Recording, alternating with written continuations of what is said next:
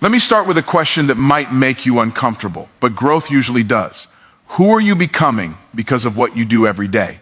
Not what you say you want, not what you post online, not what you hope for someday. Who are you becoming because of your habits? Because here's the truth, most people don't want to hear. Your habits are voting every single day for the identity you will wear for the rest of your life.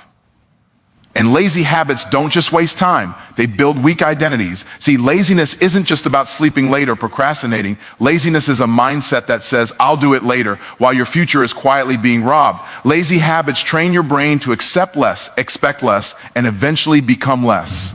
And once you accept less of yourself, the world will happily agree with you. You don't rise to the level of your goals, you fall to the level of your habits. Most people think success is about motivation, but it's not. Motivation comes and goes. Identity stays. And here's the real problem. When you repeatedly choose comfort over discipline, you don't just lose progress, you lose confidence. You start to see yourself as someone who doesn't finish, doesn't follow through, doesn't win. That's how weak identities are formed. Not overnight, but one lazy decision at a time. Strong people don't do extraordinary things once in a while. They do ordinary things consistently. They show up when they don't feel like it. They work when no one is watching. They move even when emotions say stop. Discipline is not punishment, it's self-respect in action. And every disciplined habit reinforces a powerful identity. I am the kind of person who does what needs to be done. Let me say this clearly, your income, your confidence, your relationships, and your future will never outgrow the identity you operate from. If you see yourself as lazy, life will reward you with struggle. If you see yourself as disciplined, life will reward you with opportunity. The marketplace doesn't pay for intentions, it pays for execution. And execution is impossible without strong habits. The good news is this, identity is not fixed, it's forged. Every time you wake up early instead of hitting snooze, you strengthen it. Every time you choose action over excuses, you upgrade it. Every time you keep a promise to yourself, you rebuild trust with the most important person in your life, you. You don't need a miracle, you need momentum. And momentum starts with one disciplined decision repeated daily. Every single thing you do today is casting a vote for the person you are becoming tomorrow. Not the big moments, not the dramatic decisions, but the small repetitive actions you barely think about. When you wake up and hit the snooze button again, that's a vote. When you scroll instead of starting, that's a vote. When you say, I'll do it later, even though you know you should do it now, that's a vote. And over time, those votes don't just add up to results, they add up to an identity. Whether you realize it or not, your habits are constantly answering one powerful question, who am I? Most people think identity is something they discover, but identity is something you build. You are not born disciplined or lazy, you practice your way into one or the other. The brain doesn't respond to what you promise yourself. It responds to what you repeatedly prove. If you consistently avoid discomfort, your mind starts to label you as someone who quits when things get hard. If you consistently take action despite resistance, your mind starts to label you as someone who finishes. That label becomes your self-image, and your self-image becomes your ceiling. Here's the uncomfortable truth. You don't rise to the level of what you want, you sink to the level of what you repeatedly do. Goals live in the future, but habits live in the present. And the present always wins. Every habit is a ballot, and the identity with the most votes wins the election. You don't wake up on E-Day with a weak identity. It's elected slowly, quietly, through daily negligence. And the scariest part is that this process happens automatically if you don't take control. Your habits are always talking to you, even when you're not listening. They're saying, this is who you are. When you skip the work, your habits say, you're the kind of person who avoids effort. When you follow through, they say, you're the kind of person who keeps commitments. And once your mind accepts that message, it starts protecting it. You begin to act in alignment with that identity without even trying. That's why change feels hard, because you're not just fighting behavior, you're challenging who you believe you are. Most people try to change their life by aiming at outcomes, but outcomes don't shape identity, habits do. Money doesn't make you disciplined, discipline makes you money. Confidence doesn't come first, evidence comes first. The reason so many people feel stuck is not because they lack potential, but because their daily habits are reinforcing the wrong story. You can't keep voting for comfort and expect to be elected as someone strong. Here's the shift that changes everything. Stop asking, what do I feel like doing? And start asking, who does this action turn me into? Because every habit has a long-term identity cost or reward attached to it. That workout is not about your body. It's about becoming someone who doesn't negotiate with excuses. That early morning is not about the time. It's about becoming someone who takes control of their day. That difficult conversation is not about conflict. It's about becoming someone who chooses growth over comfort. You don't need to overhaul your entire life to change your identity. You just need to start voting differently. One disciplined decision may not change your results today, but it will change how you see yourself. And once your self-image shifts, behavior follows naturally. When you see yourself as disciplined, action becomes automatic. When you see yourself as focused, distractions lose their power. The strongest people aren't the most talented. They're the most consistent voters for the right identity. Right now, you are already voting. Not tomorrow, not next week, right now. The question is not whether your habits are shaping you. The question is whether you're shaping them intentionally or letting them shape you by default. Because in the end, the life you live will always be a reflection of the identity you've been voting for all along. Most people confuse laziness with rest, and that confusion is costing them their future. Rest is intentional, purposeful, and restorative. Laziness is avoidance wearing the costume of comfort. Rest prepares you to perform better. Laziness trains you to escape responsibility. One builds capacity, the other erodes character. And if you don't learn the difference early, you'll keep calling self-betrayal self-care while your potential quietly expires. Here's a hard question most people never ask themselves. Am I resting or am I running? Because when you say you're tired but haven't done anything meaningful, that's not exhaustion, that's resistance. Real fatigue comes from effort. Laziness comes from fear. Fear of failure, fear of discomfort, fear of discovering what you're capable of if you actually try. So instead of facing that fear, many people choose delay, distraction, and digital noise. It feels harmless in the moment, but it's deadly over time. Every time you avoid what you know you should do, you fracture your relationship with yourself. You made a promise internally and you broke it. No one saw it, no one called you out, but your mind noticed. And the mind keeps score. The more you betray yourself, the harder it becomes to trust yourself. That's why confidence disappears, not because you lack ability, but because you've trained yourself not to believe your own word. Laziness doesn't shout, it whispers. It says, you can do it, lat. It says, you deserve a break before you've earned one. It says, just this once, even though just this once has happened 100 times. And each whisper weakens your self-respect. You don't lose discipline all at once. You surrender it one comfortable excuse at a time. The dangerous thing about laziness is that it feels good short term. It removes pressure. It avoids pain. But every shortcut charges interest. What you avoid today shows up as anxiety tomorrow. What you delay today shows up as regret later. Laziness doesn't remove the work. It postpones it and makes it heavier. The weight doesn't disappear. It waits. Rest, on the other hand, is earned and strategic. Rest follows effort. Rest has a purpose. It refuels you so you can re-engage at a higher level. High performers rest deliberately because they respect their energy and their mission. Lazy people avoid effort and then wonder why they feel drained, unmotivated, and stuck. Energy doesn't come from doing nothing. It comes from doing meaningful things consistently. Here's the truth most people don't want to hear. Every time you choose comfort over discipline, you teach yourself that your feelings are in control. And once emotions lead, results follow failure. Discipline is not about being harsh. It's about being honest. Honest about what needs to be done. Honest about the cost of delay. Honest about the fact that no one is coming to save you from the consequences of inaction. Self-betrayal is expensive. It costs clarity, it costs momentum, it costs identity. Over time, laziness convinces you that you are the kind of person who doesn't finish, doesn't push through, doesn't win. And once that belief settles in, opportunities start to feel not for people like me. But that belief wasn't born. It was practiced. The moment everything begins to change is when you stop negotiating with the voice that wants comfort and start honoring the voice that wants growth. The voice that says, do it anyway. The voice that says, keep your word. The voice that says, this is who we are now. That voice doesn't scream, but when you listen to it repeatedly, it rebuilds trust, confidence, and power from the inside out. You don't eliminate laziness by waiting to feel ready. You eliminate it by acting while it's still talking. Because the fastest way to restore self-respect is to do the thing you've been avoiding. Every disciplined action is an apology to yourself for every time you quit. And over time, those actions don't just change your schedule, they change your standards. Most people fall in love with goals because goals feel good. Goals are exciting, clean, and inspirational. They allow you to imagine a future version of yourself without requiring you to change your behavior today. But the uncomfortable reality is this. Goals don't carry you on hard days, systems do. When motivation disappears, when emotions fluctuate, when life applies pressure, your systems decide whether you move forward or fall apart. That's why people with big dreams often end up with small results. A goal is a destination, but a system is a vehicle.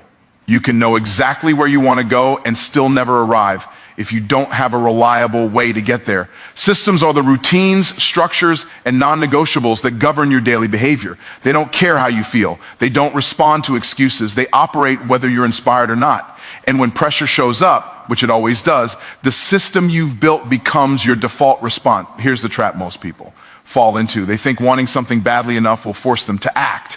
But desire without structure leads to frustration. You don't fail because you don't want success. You fail because you don't have a process that produces it. Under stress, the mind doesn't reach for ambition, it reaches for familiarity. So when things get hard, you don't suddenly become your best self. You become your most practiced self. This is why people say, I don't know what happened, I just fell off. Nothing mysterious happened.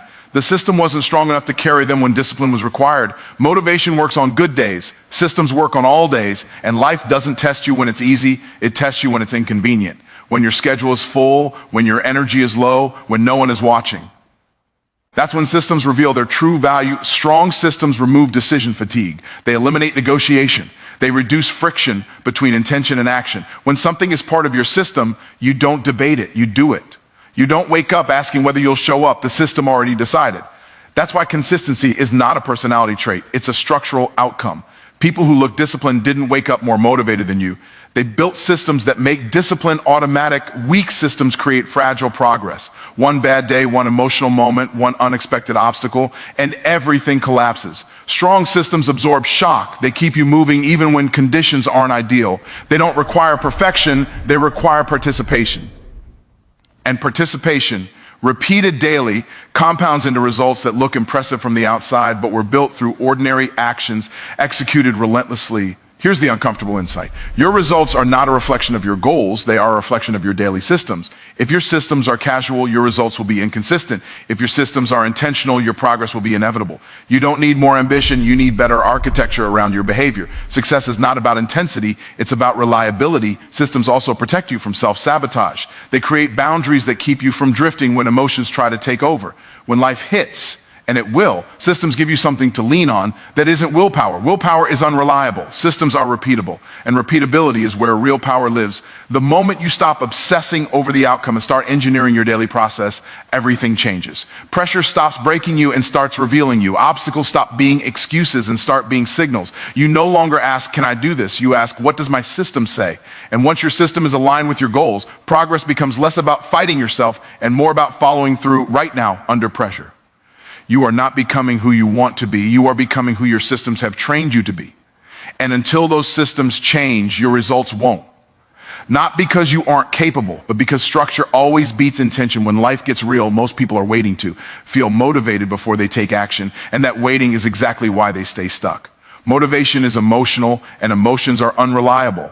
They rise when things are easy and disappear the moment discomfort shows up. Discipline, on the other hand, doesn't negotiate with feelings. Discipline moves first, and confidence follows. That's the order almost no one understands, and it's why so many capable people never build belief in themselves. Confidence is not something you think your way into, it's something you prove your way into. Every time you do what you said you would do, especially when you didn't feel like it, you deposit evidence into your self-image. That evidence compounds. Over time, you stop hoping you can handle challenges because you've already handled them.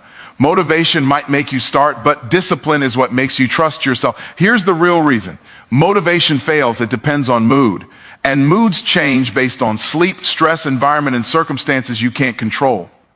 If your progress requires you to feel good first, you've already given away your power. Discipline gives you that power back. It says, I don't need permission from my emotions to take action. And the moment you act without permiss, something shifts internally. Every disciplined action sends a signal to your brain, I am someone who follows through. That signal rewires identity. Confidence is simply the memory of kept promises. The more promises you keep to yourself, the stronger that memory becomes. That's why confidence grows fastest on the days you wanted to quit but didn't.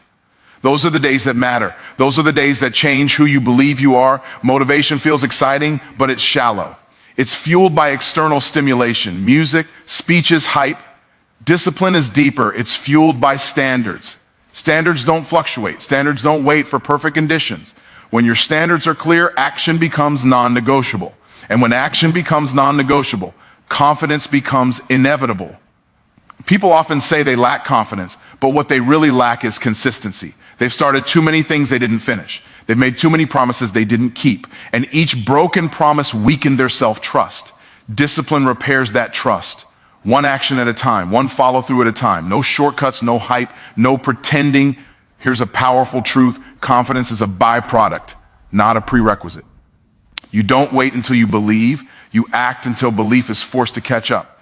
The strongest people you admire didn't wake up confident. They woke up committed. Commitment came first. Confidence came later. And once it arrived, it stayed because it was built on evidence, not emotion. Discipline also creates emotional stability. When you know you'll do the work regardless of how you feel, your feelings lose their control over you. Anxiety decreases. Self-doubt quiets down. You stop overthinking because action replaces hesitation. Motion creates clarity. Discipline simplifies life by removing unnecessary internal debate. The irony is that discipline, which most people think is restrictive, is actually freeing. It frees you from the need to constantly motivate yourself. It frees you from the roller coaster of highs and lows. It frees you from dependence on external validation. When you trust yourself, you don't need to convince yourself. You just move. Every day you choose discipline over motivation. You strengthen the most important relationship in your life, the relationship with yourself. That relationship determines your confidence, your courage, and your capacity. And once that relationship is strong, challenges stop feeling intimidating and start feeling manageable. Not because life got easier, but because you got stronger. The difference between people who move forward and people who stay stuck is not intelligence, talent, or opportunity. It's identity. Weak identities look for escape routes. Strong identities look for solutions. When pressure shows up, a weak identity asks, how can I avoid this? A strong identity asks, how can I handle this? That single question determines the direction of a person's life because pressure is not optional. Life will apply it sooner or later. Excuses are not a lack of answers, they are a lack of ownership. When someone operates from a weak identity, excuses feel logical, even necessary. They protect the ego from discomfort and failure. I didn't have time, I wasn't ready, the conditions weren't right. Each excuse sounds reasonable on its own, but together they form a pattern of avoidance. And over time, avoidance becomes character. A weak identity externalizes responsibility. It blames circumstances, people, timing, or luck. This isn't because the person is incapable, but because taking responsibility would require action, and action would require effort. So the mind chooses explanation over execution. It feels safer to justify than to risk falling short. But safety comes at a price, stagnation. Strong identities are built on ownership. Ownership doesn't mean pretending everything is your fault. It means accepting that your response is always your responsibility. STR. Own people don't ask for permission from circumstances. They don't wait for perfect conditions. They ask, given what I have, what can I do? That question alone creates momentum because it turns obstacles into problems to solve instead of reasons to stop. Results are not produced by comfort. They are produced by responsibility. The moment you take ownership, you reclaim control, even when conditions are unfair, even when resources are limited. Ownership puts you back in the driver's seat. Weak identities surrender control and then complain about the destination. Strong identities take control and adjust along the way. Here's a truth that challenges most people. Excuses feel productive because they explain failure, but they never change it. Results don't respond to explanations, they respond to action. And action only comes from an identity that believes it's on me. That belief is heavy, but it's also powerful. Responsibility is weight, but it's the kind of weight that builds strength.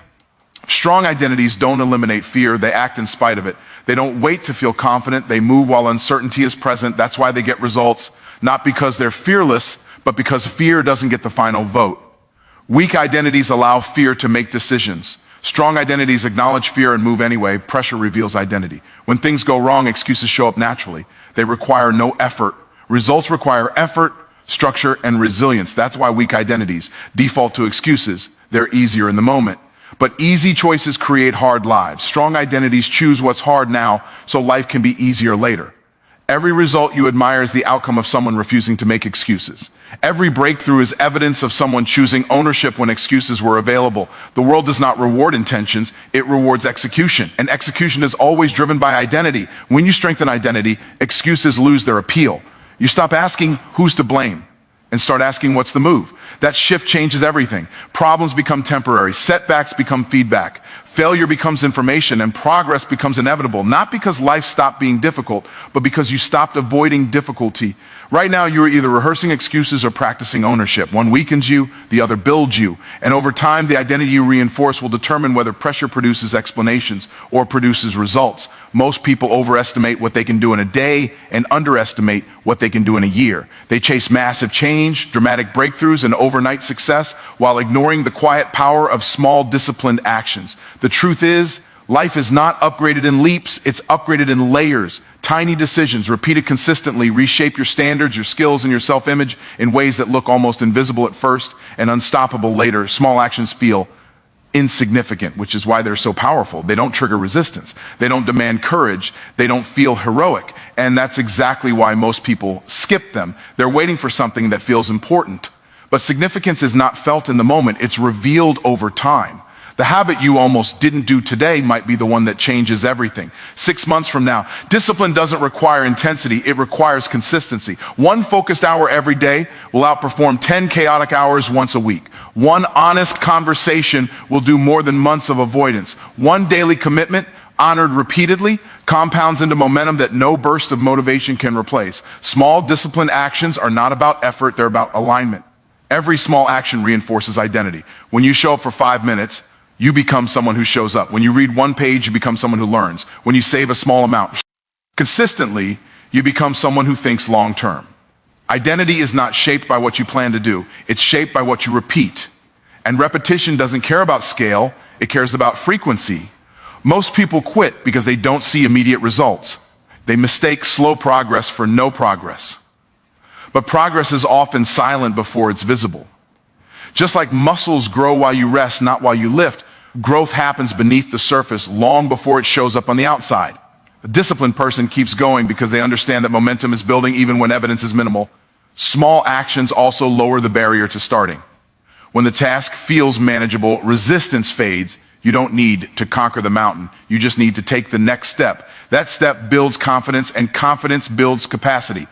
Capacity builds consistency, and consistency builds results that look massive from the outside, but were constructed quietly, piece by piece. The real upgrade happens when small actions become non-negotiable, when they're part of who you are, not just what you try. That's when discipline stops feeling like effort and starts feeling like identity. You don't have to hype yourself up, you just do what you do. That's when progress becomes sustainable.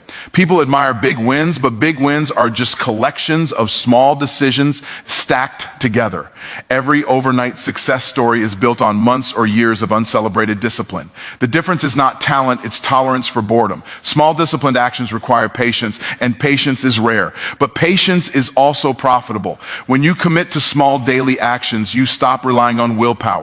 You stop negotiating with excuses. You stop waiting for perfect conditions. You build a rhythm that carries you forward even on low energy days. And that rhythm becomes your unfair advantage because most people never stay consistent long enough to experience compounding. Right now, the smallest disciplined action you could take matters more than the biggest plan you could make. Plans don't change lives, patterns do. And patterns are built one action at a time. The question is not whether small actions work. The question is whether you'll stay long enough to let them. So let me close with this. If you want a stronger life, you must first build a stronger identity. And if you want a stronger identity, you must eliminate lazy habits ruthlessly. Comfort is expensive. Discipline is profitable. Decide today who you are becoming, because the habits you choose today are designing the person you'll meet tomorrow. Choose wisely. Your future is watching.